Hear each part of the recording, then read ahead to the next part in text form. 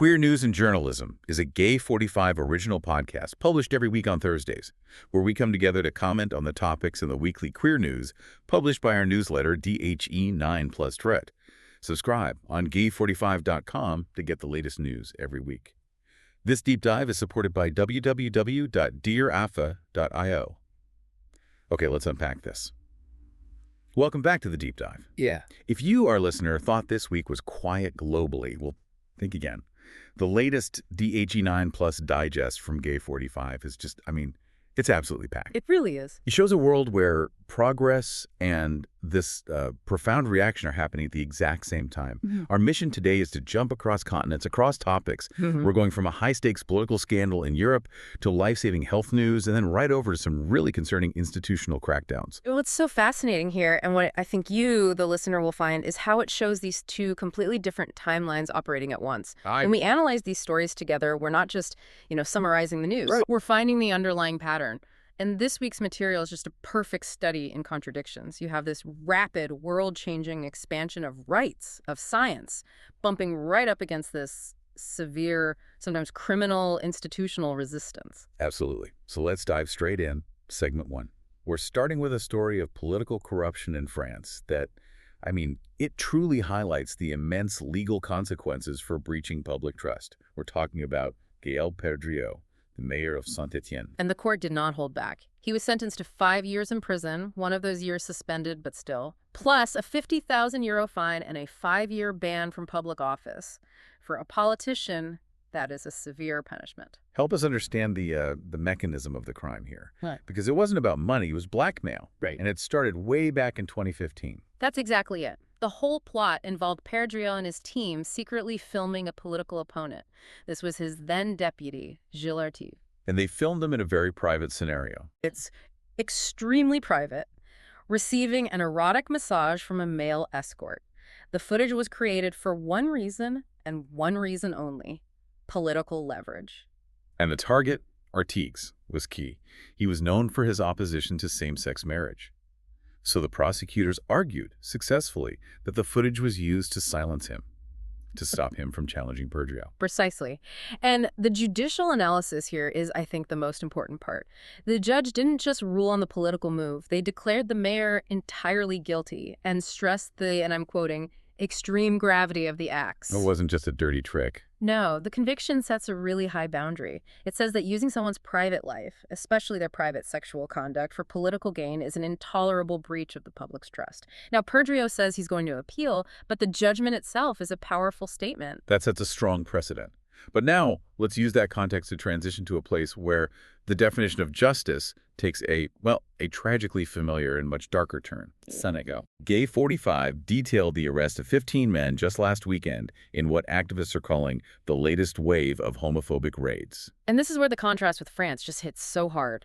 In France, the political misuse of a private act was punished severely. In Senegal, the private act itself is the crime. The police targeted these men after identifying them as members of a WhatsApp group. Wait, a WhatsApp group just for arranging to meet? Is that a new tactic, or is this just technology catching up with older methods? It's definitely a shift to digital surveillance, but the law itself is old and just devastating. The charge is acts against nature under Article 392 of their penal code. The penalty is harsh: up to 5 years in prison. And the people they targeted? It's just heartbreaking. The detainees include a student, a chronic teacher, a religious marabout, and a man living with HIV. It shows that no one is safe. That's the real tragedy of institutional fear. Human rights groups are, they're sounding the alarm. They're warning that this crackdown just feeds this entrenched climate of fear. These arrests, the documented abuse, it all serves to enforce a system where private intimacy is criminalized. That contrast really shows the brutal reality of the global landscape in just 1 week. But in that same week, we also saw incredible light. Let's shift gears completely, because there is a genuine, massive moment of hope out of Germany. A huge one. Doctors at Charité Universitätsmedizin Berlin announced a second patient appears to have been cleared of HIV after a stem cell transplant. And this is so much more than just a repeat success. It is a monumental scientific advance because of one tiny, crucial detail that makes it fundamentally different from the first Berlin patient. Okay, let's talk about that German news again. Yeah. So if I'm understanding the report correctly, the biggest deal here is that we don't need a perfect match anymore. The donor only had a single copy of the protective CCR5 gene. What does that actually mean? You've hit on the aha moment perfectly. So the CCR5 gene gives you a natural resistance to the virus. The first success, the donor had 2 copies. They were homozygous. Finding a donor like that is incredibly rare, which makes the procedure almost impossible to scale up. Right. But this new patient, a 60-year-old German man, his donor only carried a single copy.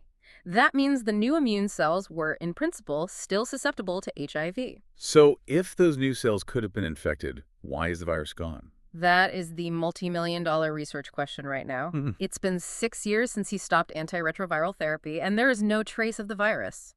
The current theory, and it's fascinating, is that the donor's immune cells, specifically maybe unusually active natural killer cells, went in and actively eliminated all the virus-harboring cells in his body. Wow. This opens up a much, much wider pathway for research into cures, even if the procedure itself is still very high risk. That is genuinely life-changing research. And moving from medical science to legal recognition, Colombia delivered a major policy win that Gay45 covered.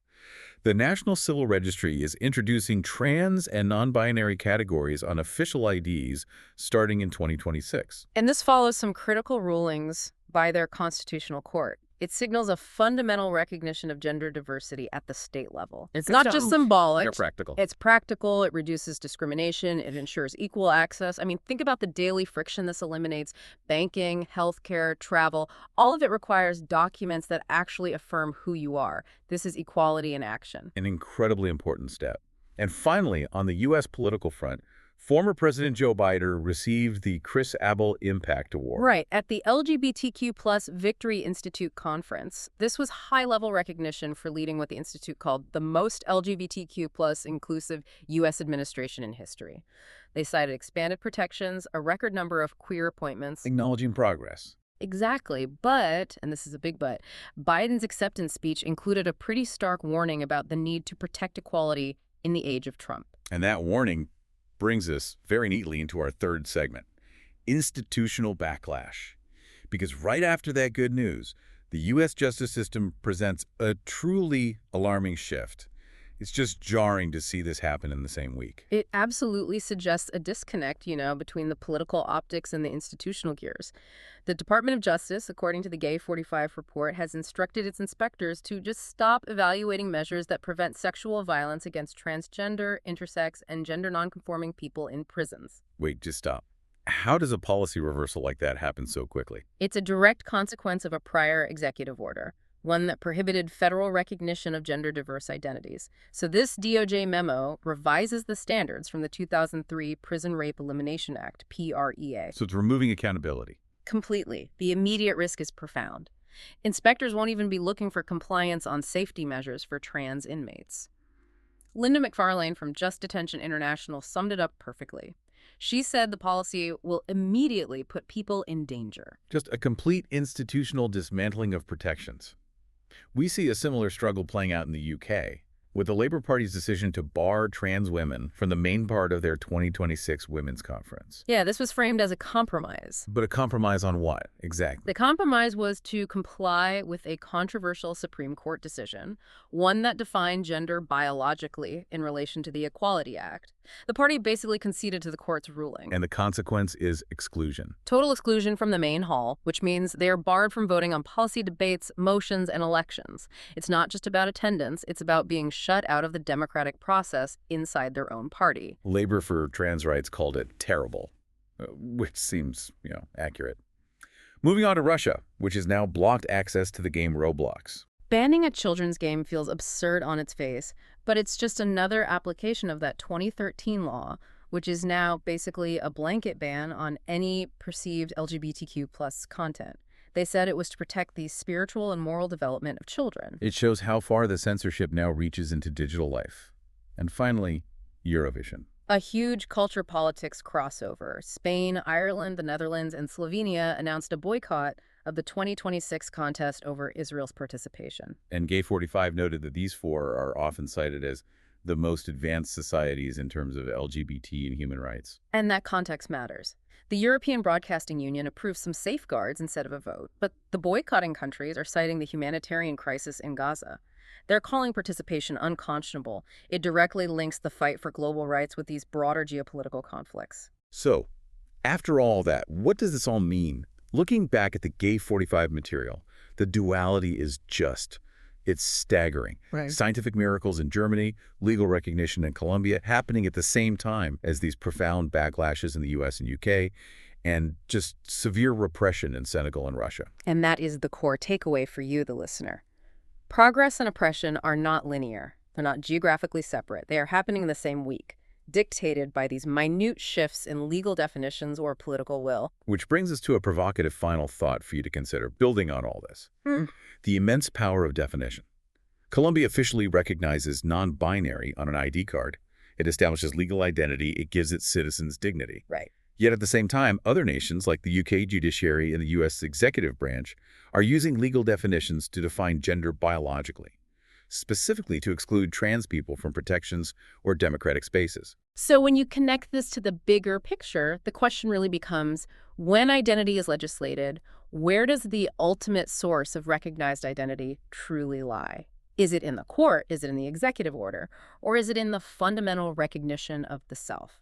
That conflict right there over definition is where the next decade of global rights battles will be fought. A profound thought to end on. You can also listen to any of our articles. Visit gay45.com to read more quality journalism.